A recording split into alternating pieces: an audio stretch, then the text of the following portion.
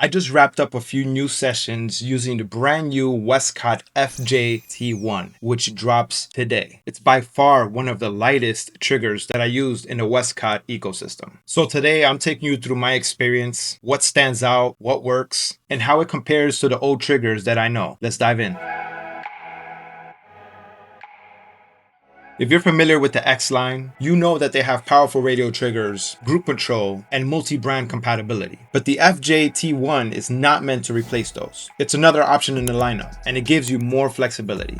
As one of their ambassadors, I got early hands-on. So here are my first impressions and what you should know before buying it or using it. Right off the bat, the FJ-T1 is circular in shape, more compact and obviously smaller than the older FJ-X3 trigger. It has a black finish and it has a sleek design. On the side is a digital crown, similar in vibe to something like an Apple Watch crown that you can twist or press to adjust settings, navigate, giving you a whole bunch of control in addition to the touchscreen interface. There are two physical buttons on the outside, the power on and the test fire option. Everything else is handled by the touchscreen. Because of its circular and compact shape, it feels very non-bulky in your hands and on camera. You don't feel weighed down or like you're adding a large chunk on top of your rig. It feels very light while doing your sessions, which is great for multi-light setups or mobile shooting.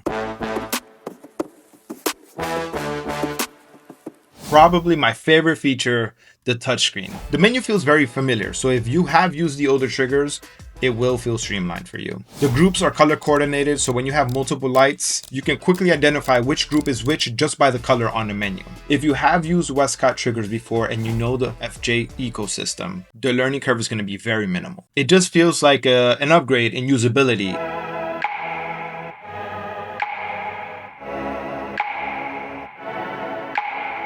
To be clear, it's not replacing the older models like the X3 or the X2. Those are just more feature-oriented and traditional. Physically, a bigger trigger for maybe bigger hands.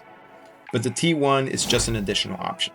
If you want the same ecosystem compatibility, but in a more compact or sleek, low-profile setup, then the T1 is that alternative.